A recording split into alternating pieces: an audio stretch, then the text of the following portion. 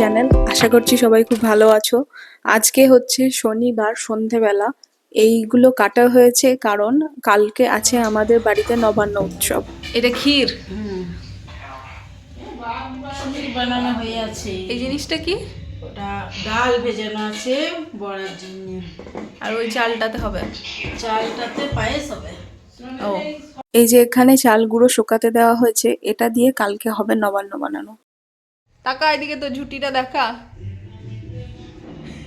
লোকে কি বলবে আমাকে, লোকে কি বলবে? তোকে ভিডিও অন করলে এসব বলতে হয়।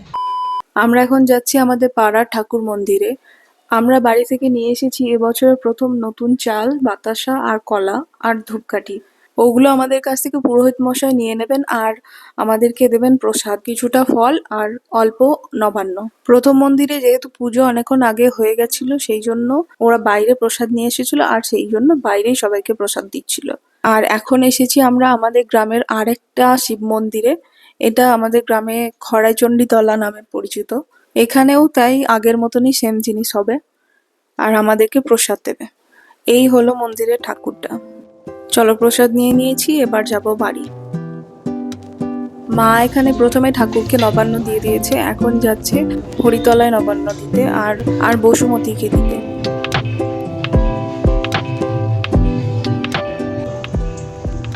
একটা ছাড় দেখি।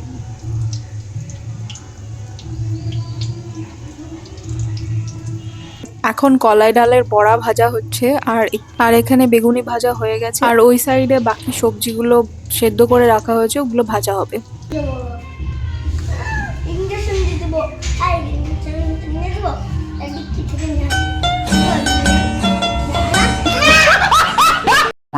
ঠাকুরকে দেওয়ার পর প্রসাদটা এখানে মিশিয়ে দেওয়া হয়েছিল বাকি নবান্নর সাথে। এখন আমরা এখানে খেতে বসেছি আর আমাদের বাড়ি এই দুটো বড় বড় কুটুম এসছে, দেখো। কলা খাও না?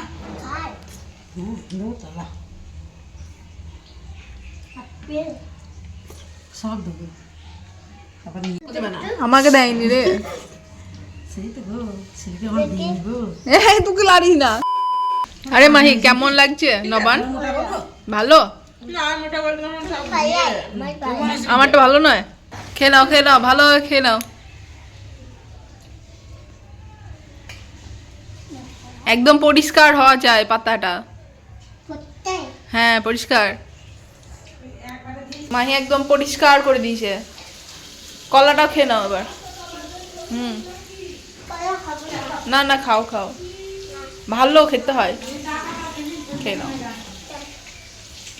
এটা হলো আমাদের পাড়ার এই বছরের কার্তিক ঠাকুর। বাজা মাহি, বাজা বাজা, ভালো করে বাজা।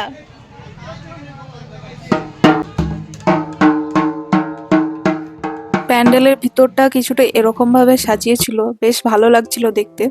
আমি বাইরে থেকে ভিডিও নিইনি, বাইরেটাও খুব সুন্দর সাজিয়েছিল, কিন্তু ওখানে অনেকজন বসেছিল আর আমি নতুন ব্লগার, তো আমার লজ্জা করছিল ভিডিও করতে।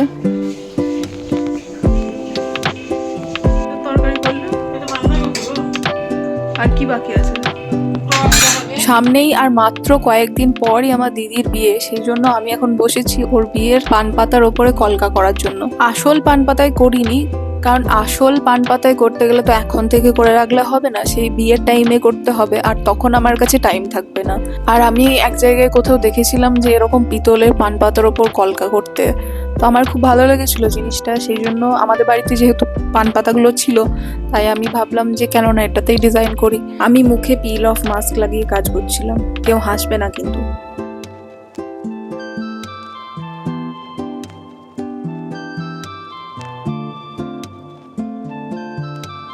আমি এদিকে ডিজাইনটা করছিলাম আর মা এখন এসেছে বসমতীকে ভাত দেওয়ার জন্য। এই নবান্নর কিন্তু এটা একটা নিয়ম আছে যে নবান্নই হোক আর এই যে ভাত তরকারি যেগুলোই হোক, সেগুলো প্রথমে ঠাকুরকে দেওয়া হবে, তারপর বসমতীকে দেওয়া হবে আর অগ্নিদেবকে দেওয়া হবে, আর তারপর আমরা নিজেরা খেতে পারবো। নবান্ন উৎসবটা মূলত হচ্ছে বছরে যে প্রথম ফসলটা হয়, সেই ফসলটা ঠাকুরকে বা ভগবানকে উৎসর্গ করে সেলিব্রেট করার একটা উৎসব। আর নবান্ন কিভাবে বানায় সেই জিনিসটা হলো আসলে নতুন যে চালটা হয় আতপ চাল যেটাকে আমরা বলি বা গোবিন্দভোগ চাল, সেই চালটাকে পাউডার করে নিয়ে তার মধ্যে ফল, ছোট ছোট আখের টুকরো, আদা, মূলো, দুধ, ঘি, ক্ষীর, কিশমিশ, কেউ কেউ কপুর দেয়, চিনি, এসব কিছু মিশিয়ে একটা মিশ্রণ তৈরি করা হয়, ওটাকেই আমরা নবান্ন বলি। চলো, কথা বলতে বলতে রেডি হয়ে গেছে পান পাতা, আর এবার আমি একটু ফাইনাল টাচেস দিয়ে নেবো। এটা হলো ফাইনাল লুক। এই পান পাতায় কলকার ভিডিওটা খুব তাড়াতাড়ি শর্টসে চলে আসবে। আর এই যে এটা হলো আজকের আমাদের লাঞ্চ। এর মধ্যে অনেক কিছু আছে, যেমন 5 রকমের ভাজা, শাক, ডাল, কুমড়ো তরকারি, বাঁধাকপি তরকারি, ফুলকপির তরকারি, টক, চাটনি আর পায়েসও আছে। খাওয়া দাওয়া শেষ করে আমরা প্রাইমে একটা সিরিজ দেখছি, ভয় নামে।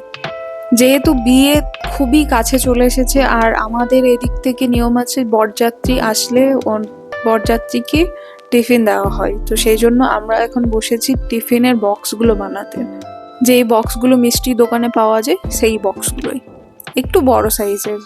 আমার মনে পড়ে আমার বিয়ের একদিন আগে আমি বসে বসে 200টার মধ্যে 170টা বক্স নিজে বানিয়েছিলাম। এখানে কটা আছে? 100টা। কটা বক্স বানালি বল? 100টা। 100টা বক্স বানানো হয়েছে। আর কটা? আর জোশ? 100টা বানানো হয়েছে, আর 100টা বাকি। আমার 100টা প্রোগ্রাম চলছে। হ্যাঁ, হাউ ইজ দ্য জোশ? আর পারবি করতে? এখনো এই কটা করতে হবে।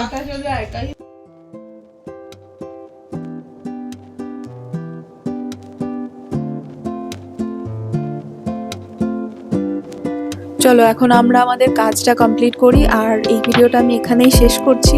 দেখা হবে অন্য কোনো নতুন ভিডিওতে। Thank you so much for watching. ভালো লাগলে একটা লাইক আর কমেন্ট করে দিও, আর সবাই খুব ভালো থেকো।